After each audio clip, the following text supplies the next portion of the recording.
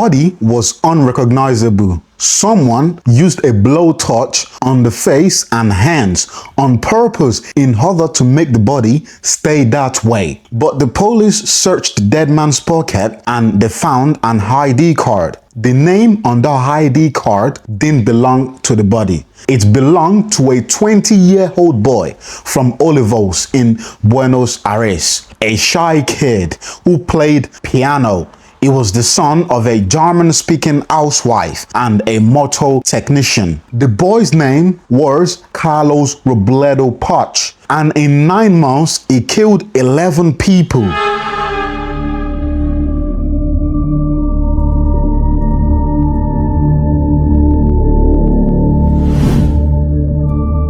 Carlos Robledo Puch was born on the 19th of January in 1952 in Olivos, a quiet middle-class suburb in the north of Buenos Aires. His family were quite successful. His father had a steady job and his mother kept the home, basically a full housewife.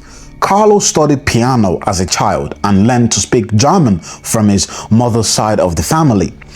From the house side, there was nothing to see. But in school, Carlos had a problem. Something was already wrong. Carlos was a thief. He stole from his classmates and from the secretary's office.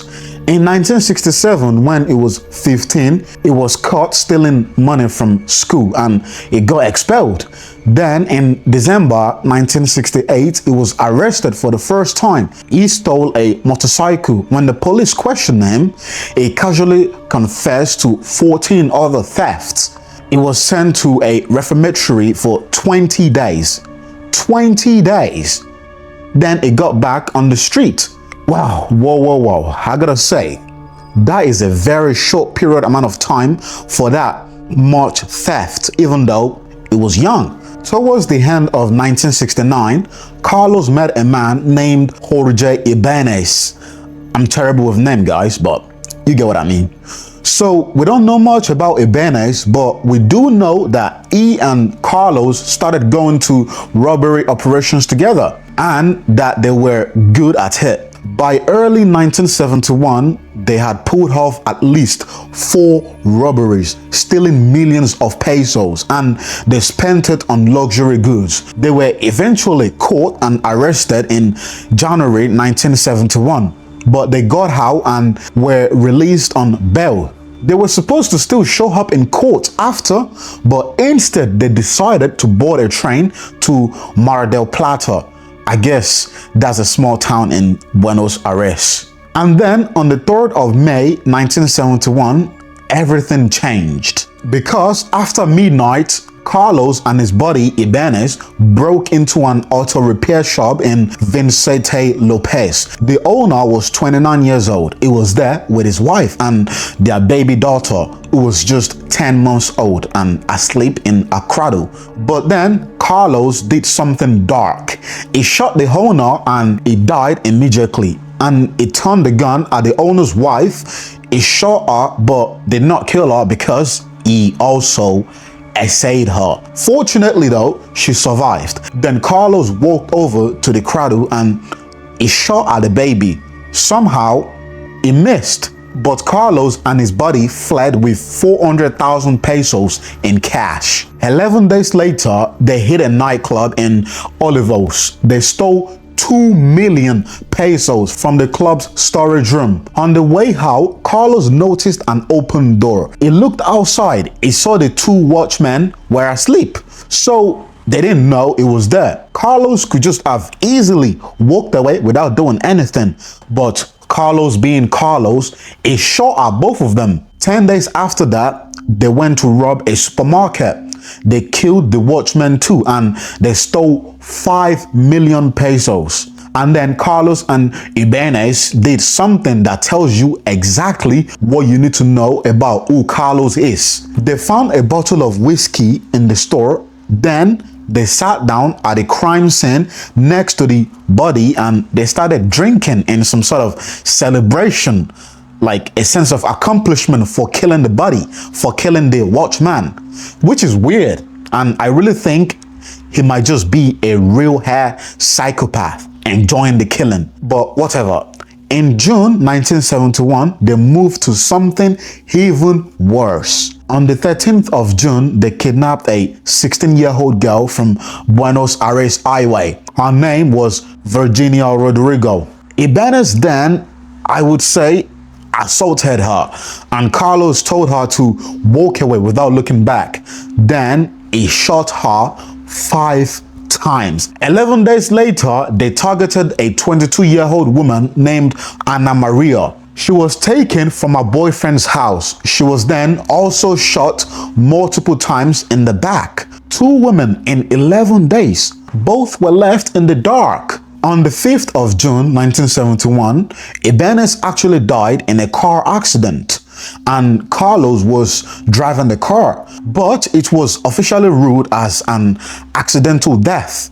No charges were ever brought, but there were rumors that Carlos deliberately killed him and just staged it as an accident, that Ibanez had become a liability, that the accident was not an accident at all. There was no real evidence to back up that point though. But on the other hand, you can't also prove that he didn't try to kill Ibanez deliberately. So here is my theory. I assume he probably got pissed off at Ibanez while driving and decided to swerve the car off something, but I'm not sure though, so this is not factual at all. However, with Ibanez gone, Carlos would need a new partner in crime.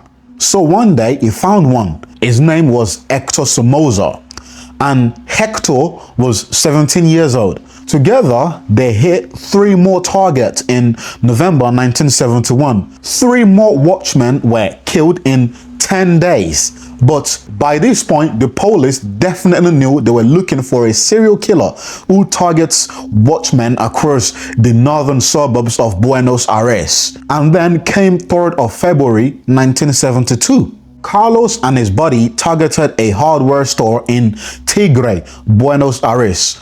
Carlos locked the hardware store watchman in a small room. Then he came back and he shot him twice. Blam, blam. But something went wrong. Somoza grabbed Carlos. We didn't actually know why, but Carlos interpreted that as an attack. So then he shot Somoza and Somoza died. And then to hide what he had done, he picked up a blowtorch and burnt Somoza's face and hands until they were unrecognizable. After that, he picked up the cash and walked out. But here is the juicy part. Carlos forgot that Somoza had his identification card in his pocket. 24 hours later, police were knocking on Carlos' family's door. They probably saw his ID card from the crime scene and connected it back to Carlos. Then Carlos was arrested on the 4th of February 1972 at 20 years old. Here is something that gets lost in this story. Carlos was arrested in February 1972, but his trial didn't begin until August 1980. So he spent 8 years before he ever faced the courtroom. The reason? Apparently, during that time, Argentina was under some sort of military dictatorship and the justice system was not functioning the way it should have. When the trial finally came, 92 witnesses testified against Carlos. He faced 36 charges, including 11 counts of murder. Carlos stood in courtroom and called the whole thing a farce. Basically absurd. He blamed most of the crimes on Ibanez. He was actually defiant to the end. And on the 27th of November 1980, 3 judges delivered a unanimous verdict and Carlos was sentenced to life imprisonment, the maximum sentence under Argentine law.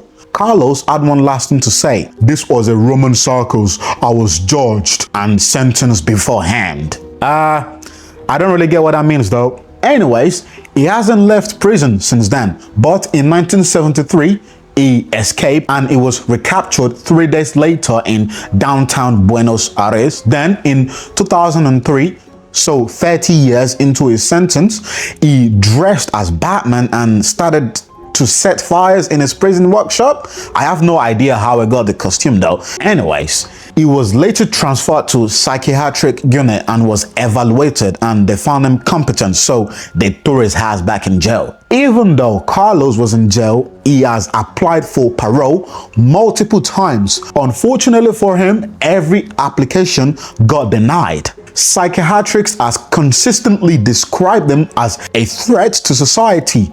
They describe them as psychopathic, manipulative, and lacking empathy or remorse. And then in 2013, he had a different kind of request. He asked to be unalived by lethal injection. I guess he probably got bored of prison and he either won out or to die. However, Argentina has no death penalty, so the Supreme Court refused him. He then asked again in 2023 and again in 2025. Still, it got turned down. But just so you know, in November 2024, a judge actually offered him a supervised time outside of prison walls, just a few hours of fresh air. But Carlos just turned it down and said he was used to living in prison. I don't know, that sounds like a sweet deal for a prisoner with that much crime, I would say. So Carlos Robledo Puch spent 54 years in a cell. He is the longest serving prisoner in South America. But somewhere in that half century, his mother attempted suicide after his arrest. His father blamed him for it. He divorced his mother and was eventually pushed out of his job by shame. Carlos sent his father a letter from prison threatening to kill him the day he was freed, and his mother, who appeared in the media defending him, insisted that Carlos was innocent. Whenever a reporter pushed her on it, she always paused and said, "I know he had done some of the things, but not all of them." Anyways, what can I say? Your mom always loves you, no matter what. Thank you so much for watching this video and subscribe for more true crime stories like this. Have a good day.